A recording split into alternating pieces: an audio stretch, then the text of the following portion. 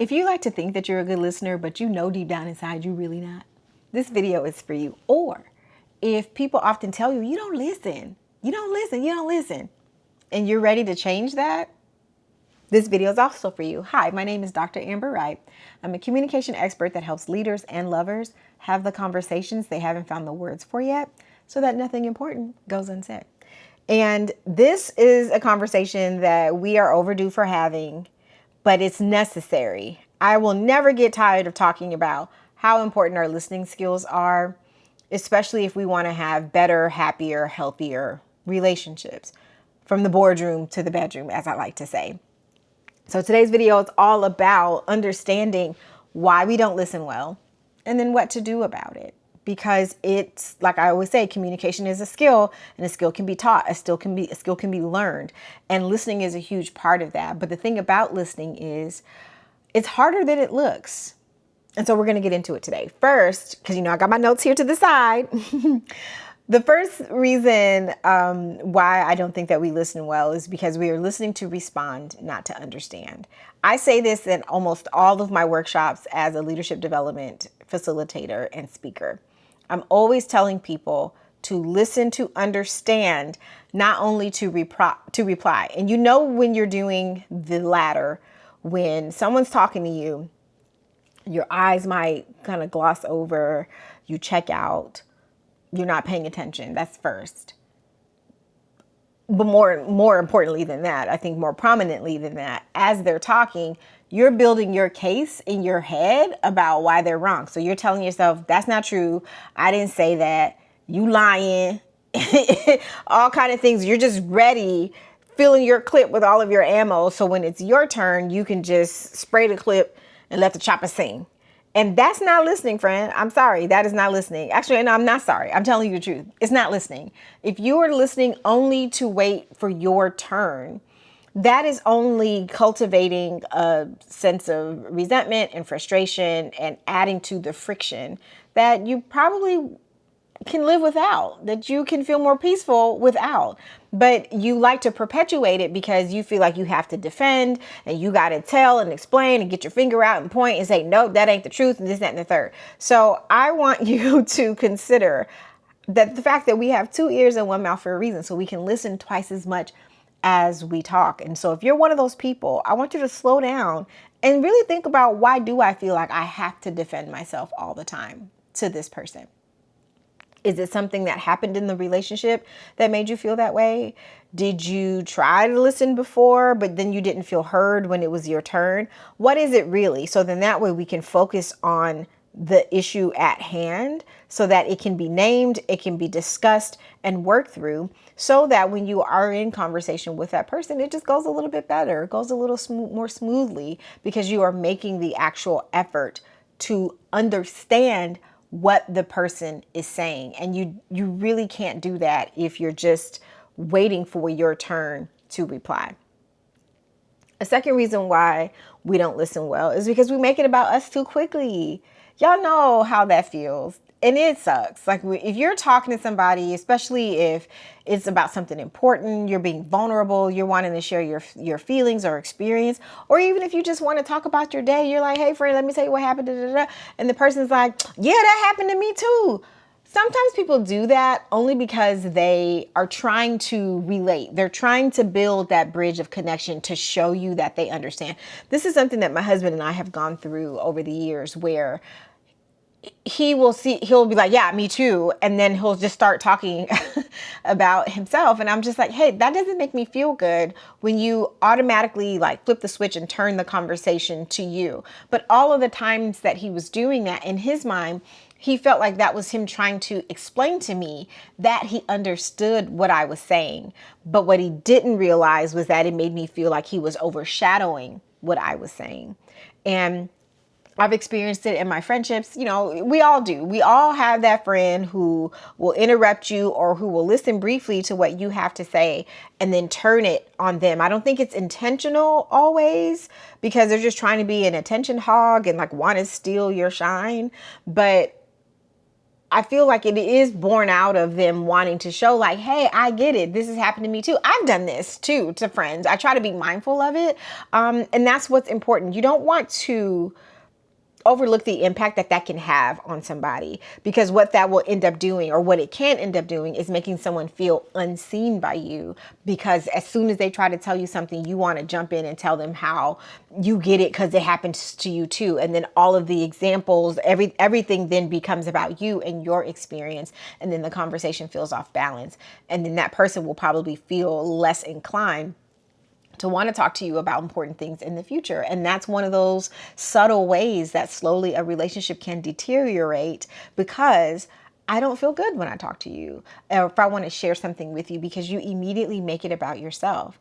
And I will admit that it is hard to bring that up to somebody. It's hard to give them that feedback because it inherently feels critical. It automatically will make some people feel like, well, damn, I was just trying to show you that I kind of like my husband did, like, well, I thought that this is what I was doing. And when we discussed it, he wasn't like defensive about it, but he didn't immediately see what I was trying to say. So we had to kind of work through that. And he was like, oh man, I'm sorry. I didn't mean to make you feel this way. I just thought that was me showing you that I understood. And I will say that sometimes there is a place for that.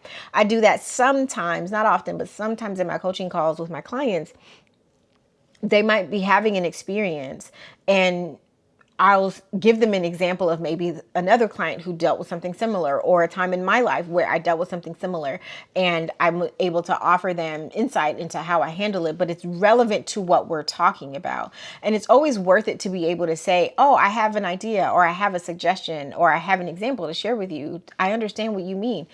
Are you okay for me to share it? Then you give them the opportunity to say yes or to say no. But if you just jump right in and, again, kind of steal that person's thunder and make the moment about you, that doesn't feel good. So if you're wanting to be a better listener, take your time, slow down, and be present. And this is where some of those nonverbal communication skills come into play. Are you paraphrasing? Are you listening to respond, like we said in the first point, and showing that person that you're present for them, and that asking questions here in this point is, I think, one of the most effective things. When you feel the need to want to say, oh yeah, that happened to me too, da, da, da, da, maybe replace that comment with a question and let the conversation organically get to a place where you're able to share. Or you ask if it's okay for you to share an example that, might help them say, well, this is what I did when I experienced this. Would you like for me to share it with you? And then they say, yeah, go for it. I would love to hear about it. And it might feel a little bit more balanced. Last, I got in my head of myself. My last point is, we assume before we ask. Now, this is something too, like with me and my husband, that has been on the battlefield, honey, because I consider myself to be, I'm a Virgo, okay? And I'm very detail oriented. My personality type in Myers-Briggs, I'm an S, which is sensing, and he's an N, which is intuition. And so how that plays out is, people who prefer intuition, it's not about being intuitive, but they are big ideas people. They really thrive in the abstract. They thrive in concepts, where someone like me, who's an S, which is sensing, we are really specific. We're very literal people. I'm a very literal person. So if you tell me a story, I'm going to ask you a bunch of questions. So that way, that's how I'm able to paint the picture in my mind to fully understand what it is that you're trying to tell me. And it helps me process, because N and S have to do with how we take in information.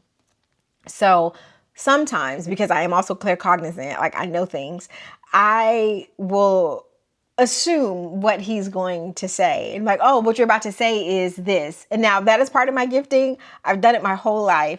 And more often than not, I'm accurate in my assessment or in my assumption. But baby, he don't like that at all. Okay. He would be like, girl, you do not know what I'm about to say. And then sometimes he'll like switch up what he's going to say, because he don't want to admit that I was right, but that's okay. We'll talk about that in another video.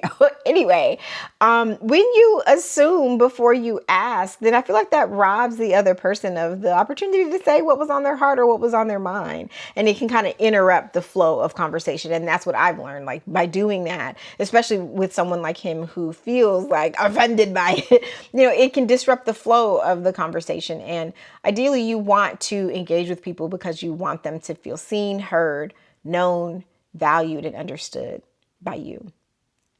And when you assume before you ask, what they say about assumption, you make an ass out of you and me. And so to avoid that, you just make an effort to not respond before that person has completed their thought.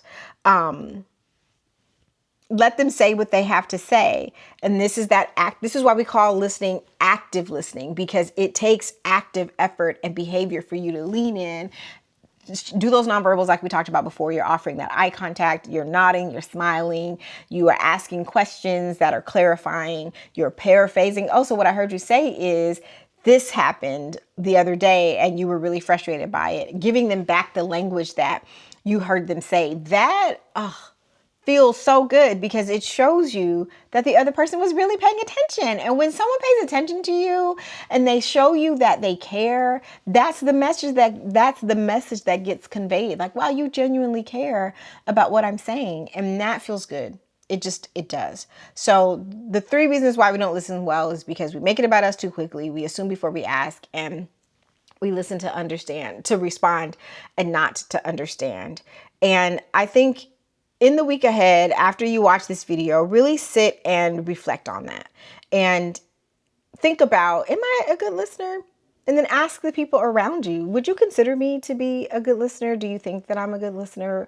Why or why not? And just be open to that feedback, because the thing about becoming a better communicator is, yes, it helps you have, happier and healthier relationships, but it also helps you become a better person too, because you're able to operate in such a way that demonstrates to the people around you that you care and that you're present. And sometimes that's just the best thing. That's the best gift that you can give to someone. And taking your time, pausing. So, okay, what I want you to do in the next few days is practicing this. So if you will admit and say, you know what, Dr. Amber, you're right. Like, I want to be better at this. Then do what I said earlier. When you're having a conversation with someone and you feel the urge to want to, oh yeah, but, and kind of counteract or interrupt or whatever, just take a breath. Just take a deep breath quickly and just pause. Don't rush to fix. Don't rush to tell. In my workshops, I call it delay the tell. Years ago, I heard a manager say that, but that was his personal thing, and I stole that from him. Pause and delay the tell. Delay the tell. Don't be so quick to tell the other person what you think or how that happened to you too, or whatever the case is. Replace the tell with a question. That's so interesting. Tell me more about that experience. How did you feel when that happened? Ask those questions that help the conversation unfold and flow. And I think now if we're both doing that, then hopefully it'll get to a place where we will feel in flow and it'll feel balanced. And that is what fosters connection. If you want a little bit of help with this, with listening, but then also being able to become more proficient and efficient at having conversations, especially hard conversations, I've got a free download for you. It's download the link in the description box. It's for my H.A.R.D or HARD framework. I love to call it how to have a real discussion or have a real discussion. But it stands for hold space, ask better questions, respond, don't react, and then decide together how we're going to move forward. I walk you through some exercises on how to do exactly that when you are having a conversation with someone. It doesn't only have to be in times of hard conversations, in times of conflict. You can also use this framework in times of chemistry too. Because if you're here, you want to be a better communicator because you know how important it is to having relationships that nourish you and that feel good and that help you become a better person and thrive. And it's reciprocal and all of the things that we talk about when we talk about our relationships from the boardroom to the bedroom. So make sure to tap that link in the description box, subscribe, and get your free download. No strings attached. Thank you for listening and for watching. Don't forget to subscribe, and I'll see you in the next one.